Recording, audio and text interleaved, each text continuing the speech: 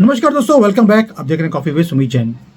दोस्तों, आपने एक देखा होगा कि इलेक्शंस का जो आंकड़े हैं वो आने शुरू हो गए। एग्जिट पोल्स पूरी एक लिस्ट बनी हुई है। कोई 350 बोल रहा है बीजेपी के लिए, कोई 325 बोल रहा है, कोई 300 बोल रहा है। यानी कि 25, 30, 40 सीटों का ऊपर नीचे हेर फेर है। और जो ऑपोजिशन है वो रोना और धोना उन्होंने शुरू कर दिया। ईवीएम को लेकर उन्होंने ऑलरेडी एक माहौल बनाना शुरू कर दिया, धांधली हुई है। और उसके बाद साथ में ये भी बोलना शुरू कर दिया कि इस जो इलेक्शंस हुए हैं इसके अंदर जो जांच एजेंसियां हैं उनका दुरुपयोग किया गया है, वैंडलिज्म हुई है इनके साथ।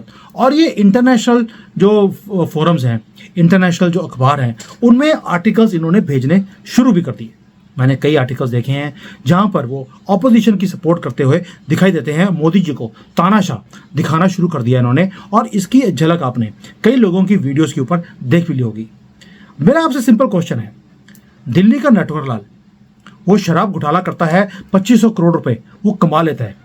उसके अंदर उसके ऊपर आरोप है, जेल गया है। क्या मोदी जी ने अंदर किया? कोर्ट ने आदेश दिया, अंदर गया। कोर्ट ने आदेश देकर पैसे लेकर छोड़ दिया, बाहर निकल गया। उसमें मोदी जी को घेरने की जरूरत क्या है? पैसे जब खाए थे आपने तब मोदी जी से पूछकर खाए थे आपने। भूपेश बघेल हैं, उनके राज में भी शराब घोटाला हुआ, 2000 करोड़ वो खा गए। और जब पकड़े जाते हैं तो रोते हैं कि भी हमें पकड़ा क्यों है, सिर्फ 2000 करोड़ ही तो खाए हैं, क्या बड़ी रकम है कोई।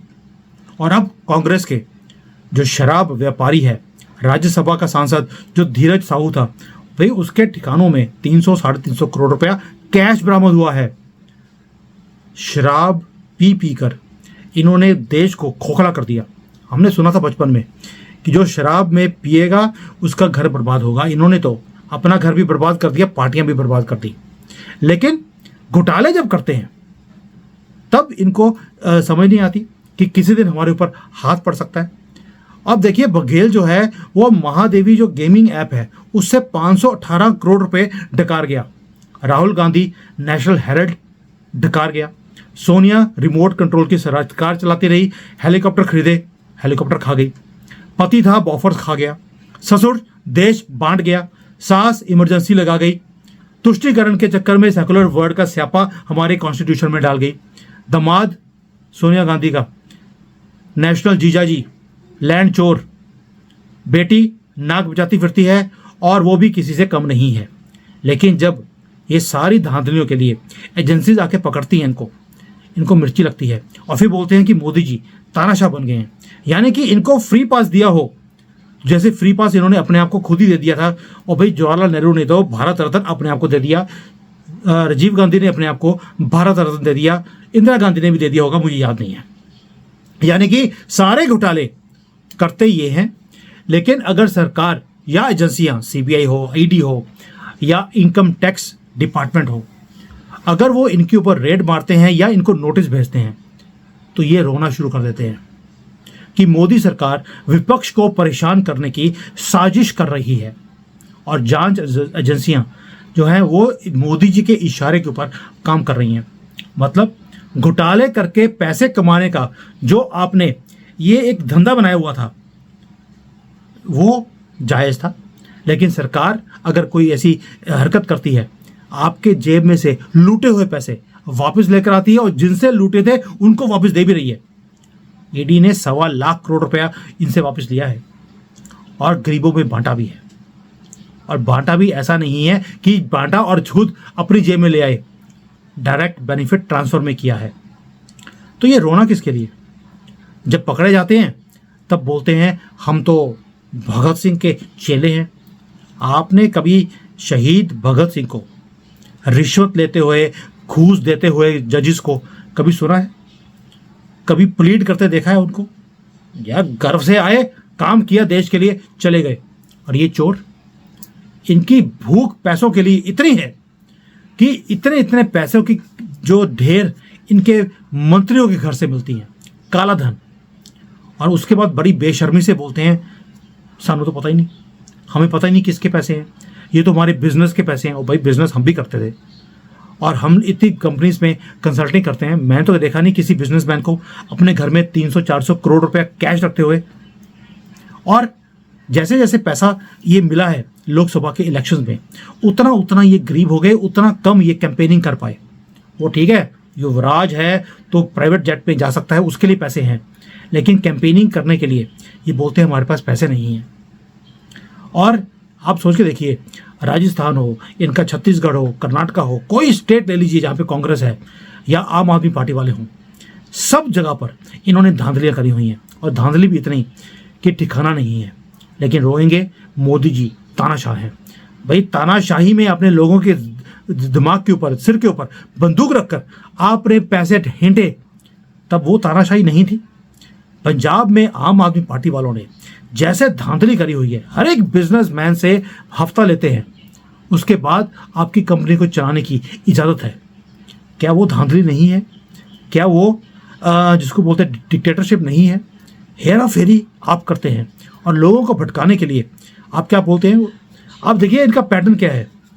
आम आदमी पार्टी हो, कांग्रेस हो, ये साउथ इंडिया की जितने भी पार्टीज है, रीजनल पार्टीज, ममता बानो हो, जब हेरा फेरी में पकड़े जाते हैं, इनकी स्टेटमेंट सबकी एक ही आती है, ये धर्म जो है हमारा सनातन धर्म, इसके ऊपर हमला करना शुरू कर देते हैं। इलेक्शंस में तो ये ईवीएम के ऊपर अटैक कर रहे हैं, और इलेक्शन से पहले सनातन को ख़त्म कर देंगे।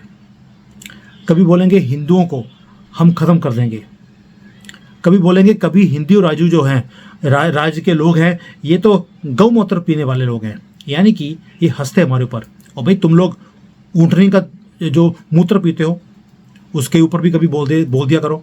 ये हमारी शराफत है कि हम तुम्हें नहीं बोलते कि तुम सुअर का मूत्र पीते हो और ऊँटनी का पीते हो और जो कुछ करते हो हज में। मैं उसके ऊपर वीडियो बना चुका हूँ, देख लेना जाकर, कि हज में ऊँटनी के साथ क्या कुछ करना इनको पड़ता है, उसके बिना इनका हज पूरा नहीं होता। हम इन मैटर्स को टच नहीं करते, ये आपका पर्सनल मैटर है। लेकिन ये इलेक्शन से पहले ये सारी हरकतें करते रहे, जिसके ऊपर हाथ पड़ा एजेंसीज का, सब ने यही चीज़ें बोली। और अब चुनाव हार रहे हैं तो ईवीएम की ऐसी तैसी फेरने के लिए तैयार हैं, और पूरे भारत में आग लगाने की इन्होंने प्लानिंग पूरी कर ली है। आप सोच कर देखिए, बंगाल में और कल जो इलेक्शंस हुए वहाँ पर ईवीएम को तोड़ दिया गया, वहाँ पर नदी में फेंक दिया। क्यों? क्योंकि वहाँ के जो लोग थे संदेश खली के या बाकी के एरियाज़ के, वो बीजेपी को सपोर्ट कर रहे थे, और तानाशाह बोलते हैं मोदी को। वो सहन कर रहा है और हम भी आपको सहन कर रहे हैं अपोजिशन वालों। ये जितनी आपने गड़बड़ करी है 75 साल इस देश में, तो उसका हिसाब आपको देना पड़ेगा। दूसरी बात, जब आपने तेलंगाना जीता, कर्नाटका जीता, हिमाचल जीता, कांग्रेस ही जीती वहाँ पर, और नटवर लाल, एक केजरीवाल, ये दिल्ली जीता, पंजाब जीता, तब ईवीएम ठीक था, उसमें कोई भी दोष इनको नहीं दिखा, और बम्पर जीत मिली है न्यू दिल्ली में, पंजाब में भी इसी नटवर लाल को। और आज जब दिख रहा है कि कहीं भी इनको एक भी सीट मिलने वाली नहीं है, तो इन्होंने ईवीएम का रोना शुरू कर दिया। और इनकी बदतमीजी देखिए, अखिलेश यादव की स्टेटमेंट थी जब BJP last time Rajasthan, Madhya Pradesh और छत्तीसगढ़ जीती थी, तो उसने बोल दिया कि 3 राज्यों में बीजेपी की जीत इसलिए हुई है क्योंकि ईवीएम में गड़बड़ी हुई है।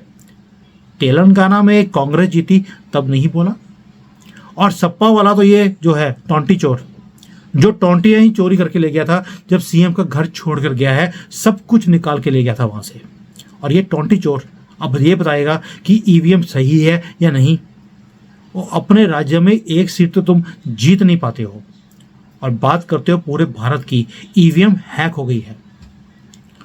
आप देखिए इनका पैटर्न, कोई भी काम पिछले 5 साल में, 10 साल में, जो सेंट्रल की गवर्नमेंट, बीजेपी की गवर्नमेंट ने कोई भी काम करने की कोशिश किया हो, इन्होंने कोई भी मौका नहीं छोड़ा देश को संकट में डालने के लिए, ताकि मोदी जी दोबारा कहीं वापस ना आ जाएं।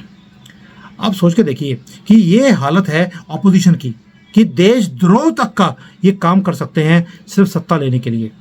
मैंने कई वीडियोस बनाई हैं कि मोदी हटा, अरुणाचल कटा, लेकिन कांग्रेस, ये ऑपोजिशन वाले, इनका डीएनए ही इतना घटिया है, इतना घटिया डीएनए है। और हमें भी मालूम है सबको कि इनका डीएनए कौन सी धर्म से, कौन सी जाति से आता है। दुनिया से दुनिया की जाति पूछते हैं, अपनी जाति तो बता देते कि तुम कौन सी जाति से हो।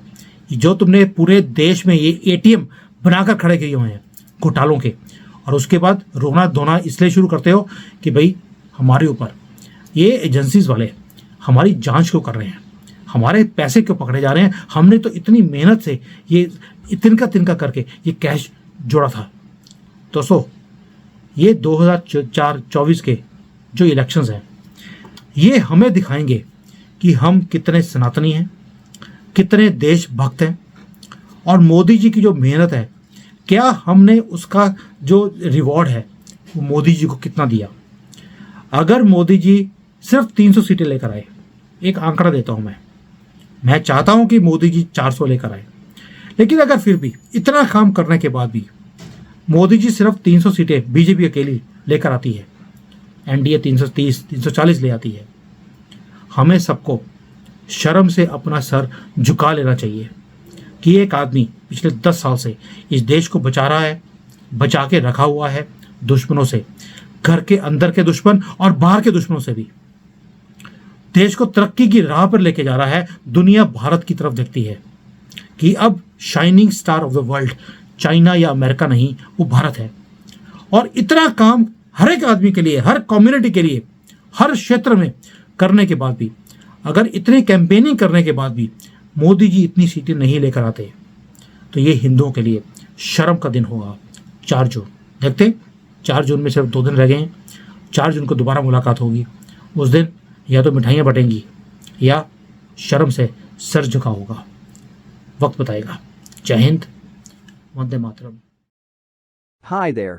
If you liked the video, please don't forget to smash the like button, subscribe to our channel, and activate the bell icon so that you receive all notifications whenever we upload a new video.